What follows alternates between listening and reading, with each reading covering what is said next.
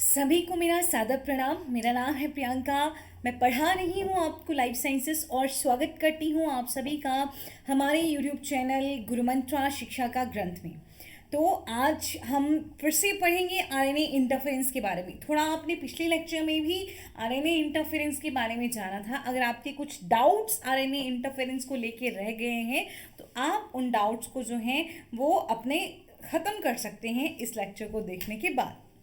तो ध्यान से लेक्चर को देखिएगा। एक और रिक्वेस्ट मैं आपसे करना चाहूँगी, अगर आप इस वीडियो को देख रहे हैं तो प्लीज़ जितना हो सकता है इन वीडियोस को, ये प्लेलिस्ट को आप शेयर कर दीजिए ताकि और लोगों तक भी ये पहुँचे। नेहा तनीजा मैम का ये एक बहुत अच्छा इनिशिएटिव है जिसमें फ्री ऑफ कॉस्ट आप तक ये सारी वीडियोस पहुंच रही हैं। आप एक हेल्प छोटी सी कर सकते हैं, अगर आप इन वीडियोस को शेयर कर देंगे, ज़्यादा से ज़्यादा लोगों तक पहुंचा देंगे तो हमारी बहुत ज़्यादा हेल्प हो जाएगी। प्लीज़ इस तरह से हेल्प करें और लोगों तक पहुंचाएं, इससे सबकी हेल्प होगी और सब एक साथ आगे बढ़ पाएंगे। ठीक है, तो चलिए स्टार्ट करते हैं RNA interference.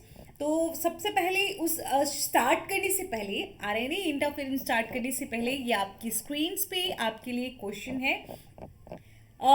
Which of the following prevent peptide bond formation in eukaryotes. सारे ऑप्शंस को ध्यान से पढ़ें फिर आंसर करें, ज़रूर अपना आंसर करें। एक स्टूडेंट हैं जो रेगुलरली मैं देखती हूँ, वो हमेशा वीडियोस को देखती हैं। अगर क्वेश्चन पूछा जाता है तो वो आंसर्स भी देती हैं, उनके लिए मैं शाउट आउट देना चाहूँगी।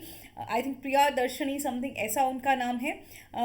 ऐसे ही करते रहिए और अच्छे से तैयारी करिए। आप जैसे लोग ही होते हैं जो हमें और मेहनत करने पे मजबूर कर देते हैं। ठीक है, चलिए ये क्वेश्चन का जवाब दीजिएगा सब लोग। और अब जानते हैं एमआईआरएनए इंटरफेरेंस के बारे में। ये एक डायग्रामेटिक रिप्रेजेंटेशन है। यहाँ पहले आपको हर एक नाम से वाकिफ करवाया जाएगा, उसके बाद आपको थ्योरेटिकल पढ़ाया जाएगा, फिर आपको फिर से पूरा का पूरा प्रोसेस जो है वो समझाया जाएगा ताकि एकदम आपके दिमाग में फीड हो जाए, मतलब एकदम आपको समझ आ जाए कि क्या क्या इसमें होने वाला है बार बार पढ़ने से। ठीक है, तो देखिए ये हमारा एमआरएनए है, ये भी एमआरएनए है। ठीक है, यहाँ पे आप मेनली फोकस करेंगे अभी जो हमारा एमआरएनए है। कई बार उसमें क्या होता है कि बहुत ज़्यादा लंबा अगर एमआरएनए ट्रांसक्राइब हो गया है तो, और आरएनए के अगर कहीं बेसिस में कॉम्प्लीमेंट्री अगर बेसिस बने हैं तो हेयरपिन लाइक स्ट्रक्चर जो है वो बन जाता है। ट्रांसक्रिप्शन के दौरान मैंने आपको हेयरपिन लाइक स्ट्रक्चर के बारे में भी बताया था। तो ये हेयरपिन लाइक स्ट्रक्चर बन जाएगा, इसको हम कहते हैं प्राइमरी एमआईआरएनए। एमआईआरएनए आपको पता है micro RNA, micro interfering RNA, पर माइक्रो आरएनए मेनली इसको कहा जाता है। ठीक है, अब देखिए ये क्या करता है। ये कितना अप्रॉक्सीमेटली 22 न्यूक्लियोटाइड, कहीं आप 24 से 25 इस तरह से पढ़ लेंगे, कहीं आप 21-22 पढ़ेंगे, तो अप्रॉक्सीमेटली इतना ही न्यूक्लियोटाइड का होता है। अब इस एमआईआरएनए पे, प्राइमरी एमआईआरएनए पे कुछ प्रोटीन्स जो हैं वो एक्ट करेंगी। ड्रोशा एक प्रोटीन है, उसके साथ पाशा जो है वो ड्रोसोफिला में प्रोटीन होती है। मैमल्स में आपको एक अलग प्रोटीन देखने को मिलती है जो ड्रोशा के साथ मिलके काम करती है। ये जितना भी काम हो रहा है न्यूक्लियस में हो रहा है अब तक, ध्यान से देखिएगा, है ना। तो ड्रोशा और पाशा मिलके प्राइमरी एमआईआरएनए पे उसको प्रोसेस करेंगे, प्राइमरी एमआईआरएनए पे एक्ट करेंगे और उसको जो है वो प्री एमआईआरएनए में कन्वर्ट कर देंगे। ये हो गया हमारा यहाँ पे, जहाँ पे hairpin like loop like structure बना है। कई बार हमारे पास जो है वो इंट्रॉन्स से भी एमआईआरएनए प्री एमआईआरएनए बनता है, जिसको हम मिट्रॉन भी कहते हैं। ठीक, अब इसमें हमें ड्रोशा और पाशा का कोई भी रोल जो है वो नहीं दिखाई देता है। इंट्रॉन आप समझते हैं, इंट्रॉन क्या होते हैं। इंट्रॉन जो हैं वो नॉन कोडिंग सीक्वेंसेस होते हैं और हम जानते हैं प्राइमरी एमआईआरएनए जो हैं वो भी नॉन कोडिंग सीक्वेंसेस ही हैं। तो एक तो हेयरपिन लूप से जो है वो बन सकता है प्राइमरी एमआईआरएनए, दूसरा जो एमआईआरएनए है वो इंट्रॉन से भी बन सकता है, जिनको हम मिट्रॉन्स भी बोलते हैं। तो ये हमारे पास यहाँ बन गया प्री एमआईआरएनए। तो अब आई होप आपको क्लियर है कि प्राइमरी एमआईआरएनए क्या है। प्राइमरी mRNA जो है वो हेयरपिन लूप लाइक स्ट्रक्चर जो है वो प्राइमरी mRNA, उस पर जब ड्रोशा और पाशा अपना काम कर लेंगे, उसकी प्रोसेसिंग कर लेंगे, तो उसके बाद जो है वो क्या बन जाता है, प्री mRNA बन जाता है। ठीक है, अब ये प्री mRNA बना न्यूक्लियस में। कहाँ बना ये, न्यूक्लियस में। एक्सपोर्टिन 5 जो है एनर्जी का भी यूज होगा, और भी प्रोटीन्स होंगी, मेनली हम याद रखेंगे एक्सपोर्टिन 5 जो है इस प्री mRNA के ट्रांसफर में हेल्पफुल होंगी। ये इसको ट्रांसपोर्ट करेंगी न्यूक्लियस से साइटोप्लाज्म में। जैसे ही प्री mRNA जो कि डबल स्ट्रैंडेड है न्यूक्लियस में आता है, डाइसर इस पे काम करेगा। अब मेरे पिछले लेक्चर में भी मैंने बताया था, डाइसर जो है वो क्या करता है, डाइसर इसको क्लीव करेगा और हमारे पास यहाँ पे 3 प्राइम ओवरहैंग्स हमें मिल जाते हैं। ठीक है, तो यहाँ पे आपको mRNA डुप्लेक्सेस मिल रहे हैं। ठीक, अब mRNA यहाँ पे जो है ये डुप्लेक्स बना है, लेकिन देखिए किस तरह से है, हेयरपिन लूप लाइक है। यहाँ पे आपको 3 प्राइम हैंग्स मिलेंगे डुप्लेक्सेस में।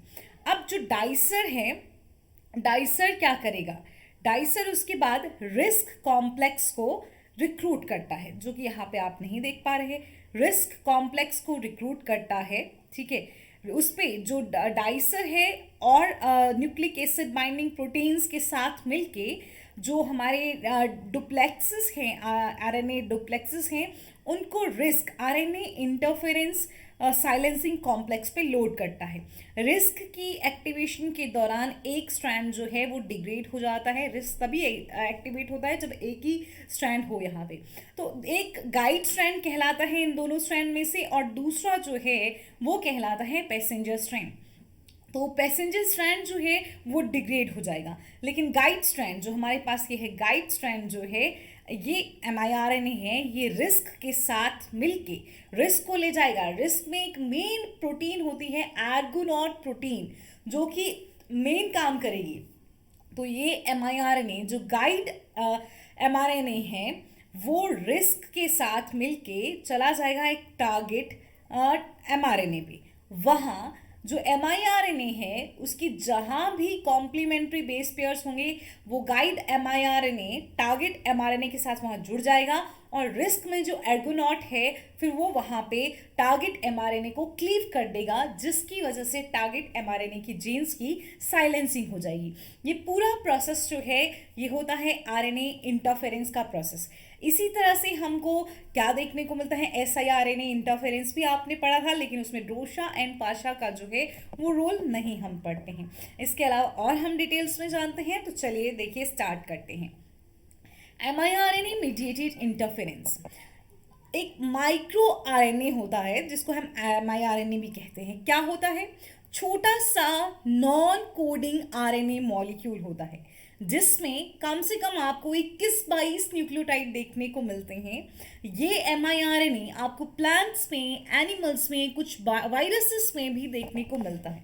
अब इसका काम क्या है, इस mRNA का काम क्या है, ये RNA साइलेंसिंग का काम करता है, पोस्ट ट्रांसक्रिप्शनल रेगुलेशन करता है जीन एक्सप्रेशन का। देखिए मैंने आपको पढ़ाया था कि ट्रांसक्रिप्शनल लेवल पे भी जीन की रेगुलेशन होती है और पोस्ट ट्रांसक्रिप्शनल लेवल पे भी जीन का रेगुलेशन होता है। तो ये आप समझ लीजिए कि पोस्ट ट्रांसक्रिप्शनल लेवल पे ही जीन का रेगुलेशन है, जीन एक्सप्रेशन का रेगुलेशन है। क्लियर? तो माइक्रो आरएनए जो है क्या हो गया, छोटा सा coding non coding RNA molecule, जिसका काम है जीन की साइलेंसिंग करना। कहाँ बाइंड करता है, तो ये जो माइक्रो आरएनएस हैं ये बाइंड करते हैं 3 prime untranslated region of mRNA। Important है, याद रखनी है आपको बात कि जो माइक्रो आरएनएस हैं वो mRNA के 3 प्राइम अनट्रांसलेटेड रीजन के साथ बाइंड करते हैं और जीन एक्सप्रेशन को रेगुलेट करेंगे, लेकिन पोस्ट ट्रांसक्रिप्शनली। पहला जो माइक्रो आरएनए था जो डिस्कवर हुआ वो था लिन-4। ओके, लिन-4 फर्स्ट माइक्रो आरएनए था जो डिस्कवर हुआ था। एम्ब्रोस ने इसको डिस्कवर किया 1993 में। लिन-4 किसी भी प्रोटीन को इनकोड नहीं करता था, बट ये क्या करता था, ये एक आरएनए था। लिन-4 किसी प्रोटीन को इनकोड नहीं करता था, बट ये एक ऐसा आरएनए था जो किसी दूसरे टारगेट एमआरएनए के साथ कॉम्प्लीमेंट्री सीक्वेंसेस के थ्रू बेस पेयरिंग करता था, ताकि क्या कर सके, जो टारगेट एमआरएनए है उसकी जीन्स के एक्सप्रेशन को ब्लॉक कर सके। समझ गए? लिन4 किसी प्रोटीन को एनकोड नहीं करता था, बल्कि वो किसी दूसरे टारगेट एमआरएनए के साथ कॉम्प्लीमेंट्री बेस पेयरिंग करके उस पर्टिकुलर टारगेट एमआरएनए की जीन्स की एक्सप्रेशन को ब्लॉक कर देता था। दरअसल वो किस आरएनए को ब्लॉक करता था, वो कौन एमआरएनए था? वो लिन4 आरएनए जो था, एमआईआरएनए जो था, वो लिन14 जीन्स के एक्सप्रेशन को ब्लॉक करता था।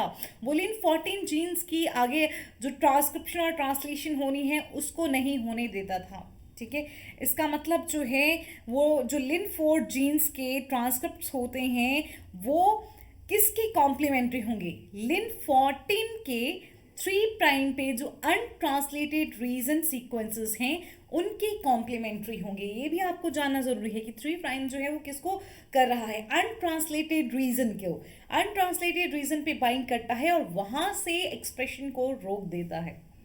ठीक है, दूसरा लिन4 के अलावा एक और एमआईआरएनए बाद में डिस्कवर किया गया था। लिन4 को भी सी एलिगेंस में ही डिस्कवर किया गया और लेट7 को भी सी एलिगेंस में ही डिस्कवर किया गया।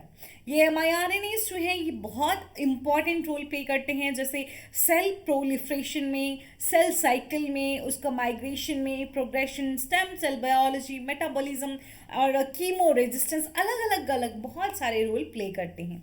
इतना क्लियर हो गया एमआईआरएनए में पहला एमआईआरएनए कौन सा था और क्या करता था।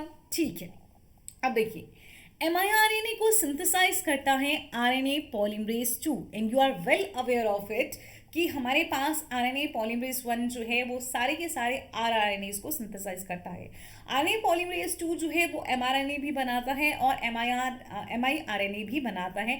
हालांकि कुछ एमआईआरएनए होते हैं जो कि आरएनए पॉलीमरेज 3 भी बनाता है, लेकिन मेनली जो एंजाइम रिस्पॉन्सिबल है एमआईआरएनए की फॉर्मेशन में वो होता है आरएनए पॉलीमरेज 2। और कहाँ बनाता है? न्यूक्लियस में। ट्रांसक्रिप्शन कहाँ होती है? न्यूक्लियस में होती है। और एमआईआरएनए किस फॉर्म में बनते हैं? आपने सबसे पहला जो पिक्चर देखा था वो आपको पता है बिल्कुल, आरएनए पॉलीमरेज 2 जो है वो प्राइमरी एमआईआरएनए बनाएगा पहले, फिर ड्रोशा जो कि एक आरएनएज 3 एंजाइम है और एक double stranded RNA specific endonuclease है। ये बाइंड करता है double stranded RNA binding protein के साथ जिसको पाशा कहा जाता है ड्रोसोफिला में, और DGCR8 होता है मैमल्स में। मतलब ड्रोसा पाशा कंबाइन करेंगे ड्रोसोफिला में, ड्रोसा DGCR8 होंगे मैमल्स में। अब ये ड्रोसा जो है, ड्रोसा कॉमन रहा, पाशा ड्रोसोफिला में आया, DGCR8 जो है वो मैमल्स में आया। मैमल्स की बात करेंगे तो हम ड्रोसा एंड DGCR8 कहेंगे। अगर हम ड्रोसोफिला की बात कहेंगे, फ्रूट फ्लाई की बात करेंगे तो हम ड्रोसा एंड पाशा कहेंगे। ठीक, तो ये कॉम्प्लेक्सेस बनाते हैं और प्राइमरी एमआईआरएनए की प्रोसेसिंग की जाती है प्री एमआईआरएनए में। तो पहले जो एमआईआरएनए बनता है वो मतलब प्राइमरी एमआरएनए होता है, जिसको बाद में प्री एमआरएनए में एमआईआरएनए में कन्वर्ट किया जाता है। DGCR8 और पाशा जो है जब भी ड्रोसा के साथ, मतलब पाशा मिलता है या फिर DGCR8 मिलता है, जब भी ये मिलते हैं तो उस कॉम्प्लेक्स को हम कहते हैं माइक्रो प्रोसेसर कॉम्प्लेक्स। और यही माइक्रो प्रोसेसर कॉम्प्लेक्स जो है वो प्राइमरी एमआईआरएनए को कन्वर्ट करता है प्री एमआईआरएनए में। ओके, जैसे कि मैंने आपको फर्स्ट डायग्राम में दिखाया था कि कई बार प्री एमआईआरएनए, नॉट प्राइमरी एमआरएनए, कई बार प्री एमआईआरएनए जो हैं वो इंट्रॉन्स से बनते हैं, इंट्रॉन्स से डिराइव होते हैं, जिनको हम मिडट्रॉन्स भी कह सकते हैं, बट उनका प्रोसेसिंग जो है वो माइक्रो प्रोसेसर कॉम्प्लेक्स से नहीं होता है। ये बात याद रखेंगे, आपने फर्स्ट डायग्राम में भी देखा था, वहाँ पे ड्रोसा पाशा या फिर ड्रोसा DGCR8 का कोई काम नहीं हुआ था। ठीक है, तो मिडट्रॉन्स डायरेक्ट क्या होते हैं? प्री एमआईआरएनएस होते हैं जो डिराइव्ड होते हैं फ्रॉम इंट्रॉन्स। अब ये जो प्री एमआईआरएनएस जो न्यूक्लियस के अंदर बन गए, ये प्री एमआईआरएनएस जो हैं ये ट्रांसपोर्ट हो जाते हैं साइटोप्लाज्म में, और इनके ट्रांसपोर्ट के लिए जो रिस्पॉन्सिबल होता है वो होता है एक्सपोर्टिन 5। ओके, प्री mRNA का ट्रांसपोर्ट जो होगा from nucleus to the cytoplasm, ये ट्रांसपोर्ट मीडिएट किया जाता है बाय एक्सपोर्टिन 5। अब साइटोप्लाज्म में ये प्री mRNA का इंतजार में बैठा है डाइसर। कौन बैठा है? डाइसर बैठा है। अब जी ये डाइसर क्या करेगा? डाइसर बहुत घातक है, ये कभी भी नहीं देख सकता डबल स्ट्रैंडेड mRNA बड़ा सा बना हो, है ना।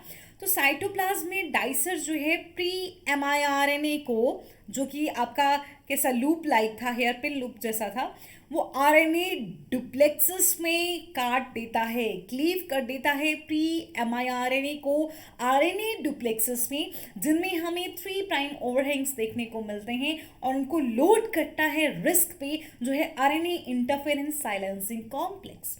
अब आरएनए इंटरफेरेंस साइलेंसिंग कॉम्प्लेक्स पे जब लोडिंग होती है और ये कॉम्प्लेक्स एक्टिवेट करता है, तब जो 2 स्ट्रैंड्स होते हैं ना हमारे पास, वो 2 स्ट्रैंड्स अलग हो जाते हैं। जो डुप्लेक्स होगा वो अब एक सिंगल स्ट्रैंडेड बच जाएगा। देखिए रिस्क में हमेशा एक मेन प्रोटीन रहती है एर्गोनॉट, आइदर siRNA है या miRNA है।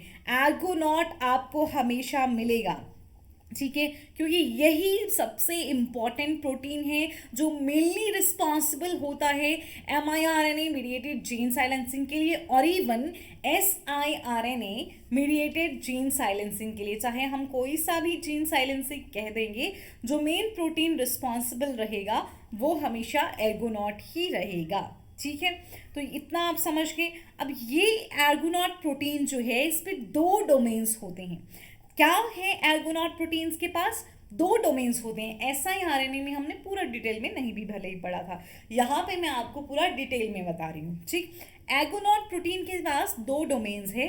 अब पैज नाम दिया गया पीवी एर्गोनॉट एंड ज्विल से, ओके, डोमेन, जो कि बाइंड करता है सिंगल स्ट्रैंड के साथ, ओके। और कहाँ पे बाइंड करेगा? जैसे कि आपको पता है 3 प्राइम एंड पे। और एक पीवी डोमेन होगा। ये पीवी डोमेन्स जो है ये आरएनएज एच से रिजेंबल करता है। आरएनएज एच आपको पता है कि ये जो हमारे पास हाइब्रिड, जैसे डीएनए आरएनए हाइब्रिड होता है या आरएनए आरएनए होता है, उनको सेपरेट आउट करता है। तो आपको फंक्शन क्लियर हो गया। जो ये हमारा पैस डोमेन है ये बाइंड करेगा सिंगल स्ट्रैंड से, और पीवी डोमेन जो है वो रिजेंबल करता है आरएनएज एच से। जो पीवी डोमेन है मतलब उसका काम क्या रहेगा? जो डुप्लेक्सेस हैं उनको अलग कर दिया जाए, ठीक है। अब वो डुप्लेक्सेस अलग हो जाएंगे और एक स्ट्रैंड से बाइंड कर जाएगा पैस, ओके। अब पैस किसका हिस्सा है? एर्गोनॉट का ही हिस्सा है। एर्गोनॉट किसका हिस्सा है? रिस्क का ही हिस्सा है। तो अल्टीमेटली रिस्क जो है एक स्ट्रैंड के साथ बाइंड कर जाएगा, और जिस स्ट्रैंड के साथ रिस्क बाइंड करता है उस स्ट्रैंड को हम गाइड स्ट्रैंड कहते हैं। तो पीवी डोमेन एक प्रोटीन डोमेन है जो पीवी प्रोटीन्स में पाया जाता है, and large number of related nucleic acid binding proteins में ये पाया जाता है। ऐसी प्रोटीन्स में पाया जाता है वो जो न्यूक्लिक एसिड के साथ बाइंड कर रही हैं। तो एर्गोनॉट न्यूक्लिक एसिड के साथ बाइंड कर रहा है, तो इसीलिए ये इसमें भी पाया जा रहा है। और खास तौर पे पीवी डोमेन उन प्रोटीन्स में जरूर पाया जाएगा जो प्रोटीन्स आरएनए को क्लीव करती हैं। तो एर्गोनॉट क्या है? एक एंडोन्यूक्लियस है जो आरएनए को क्लीव करने वाला है, ठीक, क्लियर। तो फिर यहाँ पे जो है पीवी डोमेन पाया जाता है। क्लियर हो गया? ठीक है, चलिए। अब प्लांट्स में जो है ना वो थोड़ा डिफरेंट होता है। जैसे ड्रोशा बोला, डाइसर बोला, प्लांट्स में थोड़ा सा अलग हो जाता है। जो ड्रोशा और डाइसर हैं इनका रोल एक ही प्रोटीन कर देती है, dicer like proteins, okay. Dicer like protein जो हैं, डाइसर लाइक प्रोटीन 1 जो है वो ड्रोशा और डाइसर का काम कर देती है। प्लांट्स में ड्रोशा जो काम कर रहा था, Drosha and Pasha I would say, okay, Drosha और पाशा का जो काम था, ठीक है, वो एक सिंगल प्रोटीन करती है, डाइसर लाइक प्रोटीन 1, ठीक है। डाइसर का काम वही प्राइमरी mRNA को कन्वर्ट कर देगी किसमें? मैच्योर mRNA में, ठीक। अब इससे पहले की जनरली क्या होता है कि mRNA का मिथाइलेशन नहीं होता है, ठीक है, लेकिन प्लांट्स में mRNA का मिथाइलेशन जो है आपको देखने को मिलेगा। इससे पहले कि mRNA की डुप्लेक्सेस जो हैं वो न्यूक्लियस से बाहर जाएं, उनके जो ओवरहैंग्स हैं उनकी मिथाइलेशन हो जाएगी। देखिए डाइसर का काम पहले ही हो गया, मतलब डाइसर का काम क्या हो गया, यहाँ न्यूक्लियस के बाहर जाने से पहले ही हो गया, ठीक, प्लांट्स के केस में। इन जनरल नहीं होता है, ठीक है। जनरली अब डाइसर बाहर आके एक्ट करता है। प्लांट्स में देखिए यहाँ पे before the transport of mRNA duplex out of the nucleus 3 prime overhangs बन चुके हैं, और 3 प्राइम ओवरहैंग्स जो हैं उनकी मिथाइलेशन हो जाती है किसके द्वारा, S adenosyl methionine dependent methyl transferases, जिनको बोलते हैं हम HEN1। जो मिथाइलेशन में मैंने आपको प्रीवियस लेक्चर में भी बताया था कि मैंने आपको पीवी इंटरेक्टिंग आरएनए बताए थे, पीआई आरएनए बताए थे, जिनके लिए मैंने कहा था कि उनकी मिथाइलेशन होती है 2 प्राइम पे, जो O ग्रुप होगा उस पे मिथाइलेशन होती है, और मैंने कहा था siRNA की भी मिथाइलेशन होगी, ठीक है। लेकिन miRNA में आपको ज़्यादातर मिथाइलेशन ये नहीं देखने को मिलती है, लेकिन यहाँ आपको प्लांट्स में ये मिथाइलेशन देखने को मिलेगी, तो यहाँ मिथाइलेशन हो जाएगी, ठीक है। अब mRNA जो डुप्लेक्सेस हैं, जब भी ये रिस्क पे लोड होते हैं तो इनके जो स्ट्रैंड है डुप्लेक्सेस जो हैं ये क्या हो जाते हैं, अलग हो जाते हैं, सेपरेट हो जाते हैं। एक बनता है पैसेंजर स्ट्रैंड और एक बनता है गाइड स्ट्रैंड। गाइड स्ट्रैंड जो है वो गाइड करता है रिस्क कॉम्प्लेक्स को टारगेट mRNA के लिए। गाइड स्ट्रैंड बाइंड करेगा mRNA का जो कोडोन होगा, क्योंकि गाइड स्ट्रैंड पे अगर उसकी कॉम्प्लीमेंट्री mRNA पे कहीं भी गाइड स्ट्रैंड के लिए कॉम्प्लीमेंट्री कोडोन है, वहाँ गाइड स्ट्रैंड बाइंड कर जाएगा और रिस्क की एगोनॉट प्रोटीन्स जो हैं वो अपना काम करेंगी और mRNA का डिग्रेडेशन जो है वो हो जाएगा, ठीक। और mRNA की जीन साइलेंसिंग हो जाएगी, वो अपना काम नहीं कर पाएगा। अगर कॉम्प्लीमेंटेशन जो है miRNA मतलब माइक्रो इंटरफेरेंस आरएनए और mRNA सीक्वेंसेस के बीच वो बिल्कुल सही है, बिल्कुल फुल कंप्लीट कॉम्प्लीमेंटेशन अगर हमें देखने को मिल रही है miRNA और mRNA सीक्वेंसेस के बीच में, तब एर्गोनॉट क्लीव कर देता है mRNA को और उसके बाद डायरेक्ट डिग्रेडेशन होती है, कंप्लीट डिग्रेडेशन हो जाती है, जैसा कि प्लांट्स के केस में होता है ना। mRNA की मतलब डिग्रेडेशन ही हो जाएगी पूरी की पूरी, अगर इनकेस पूरा क्या हो चुका है, कॉम्प्लीमेंटेशन हो चुका है miRNA का mRNA सीक्वेंसेस के साथ तो। लेकिन अगर कॉम्प्लीमेंटेशन कंप्लीट नहीं है तब जो साइलेंसिंग होती है वो सिर्फ मतलब उसमें mRNA को पूरा डिग्रेड नहीं किया जाएगा, बस ट्रांसलेशन को रोक दिया जाएगा, प्रोटीन सिंथेसिस को रोक दिया जाएगा, जीन को साइलेंट बेशक कर दिया गया, लेकिन पूरा mRNA डिग्रेड नहीं हुआ। कॉम्प्लीमेंटेशन पूरा है, कॉम्प्लीमेंट्री सीक्वेंसेस अच्छे से बाइंड हुए हैं तो पूरा डिग्रेडेशन हो जाएगा। कॉम्प्लीमेंटेशन कंप्लीट नहीं है तो साइलेंसिंग जो होगी वो ट्रांसलेशन को रोक के की जाएगी। जैसा कि एक एग्जाम्पल लेते हैं, एनिमल्स में जो miRNA होता है वो टारगेट mRNA पे कुछ सीड सीक्वेंसेस को पहचानता है और ट्रांसलेशन को ही रोकता है। एनिमल्स में ज़्यादातर mRNA का डिग्रेडेशन नहीं होता है, जो हमारे पास miRNA है वो कुछ सीड सीक्वेंसेस को पहचानता है। अब सीड सीक्वेंसेस एनिमल mRNA में क्या होंगे, तो 5 प्राइम एंड की तरफ से जो शुरू होते हैं 2 से 8 सीक्वेंसेस, उनको हम सीड सीक्वेंसेस बोल देते हैं। तो उन सीड सीक्वेंसेस के साथ ही पेयरिंग करके जो है वो प्रिवेंट करते हैं, जो हमारे पास miRNA है वो ट्रांसलेशन को रोकेंगे, जस्ट है ना, पूरा डिग्रेडेशन नहीं करेंगे। क्लियर हो गया?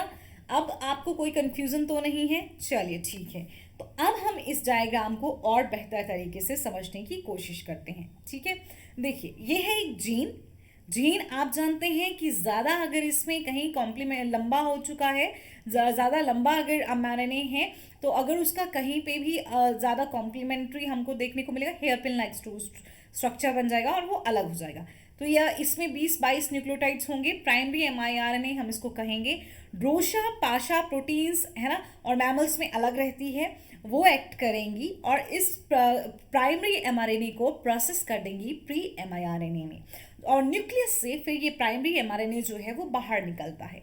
जब बाहर निकलता है वैसे ही डाइसर प्रोटीन काम करती है और इसको यहाँ से क्लीव कर देती है।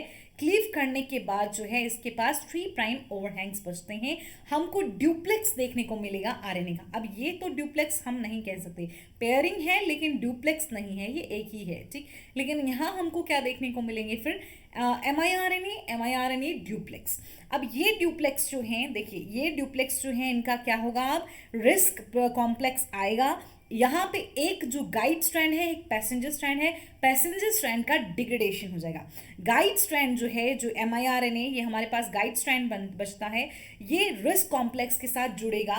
एर्गोनॉट में 2 डोमेन आपने पढ़े थे, पैस डोमेन एंड पीवी डोमेन। पैस डोमेन आपने पढ़ा था जो काम करता है किसकी तरह, बाइंडिंग प्रोटीन की तरह काम करता है, ठीक है।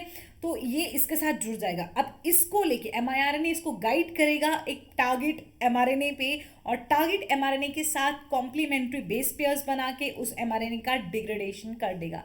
This is all about mRNA mediated interference. I hope तुमको बिल्कुल क्लियर है। बिल्कुल क्लियर है तो दिल खोल के लाइक करिएगा और दिल खोल के शेयर भी ज़रूर करिएगा, ठीक है।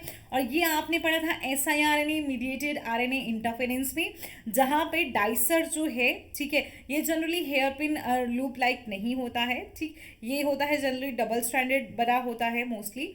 फिर डाइसर काम करता है, 3 प्राइम ओवरहैंग्स बनाता है, एर्गोनॉट प्रोटीन आती हैं, है ना। एर्गोनॉट प्रोटीन क्या है, रिस्क कॉम्प्लेक्स में ही होती हैं। हमारे डुप्लेक्सेस जो हैं वो सिंगल सिंगल में कन्वर्ट हो जाते हैं, एक पैसेंजर स्ट्रैंड डिग्रेड हो जाता है। अब ये जो हमारा गाइड स्ट्रैंड है रिस्क को लेके कहाँ जाता है, टारगेट एमआरएनए पे आ जाता है, उसके साथ कॉम्प्लीमेंट्री बेस पेयरिंग करता है और डिग्रेड कर देता है।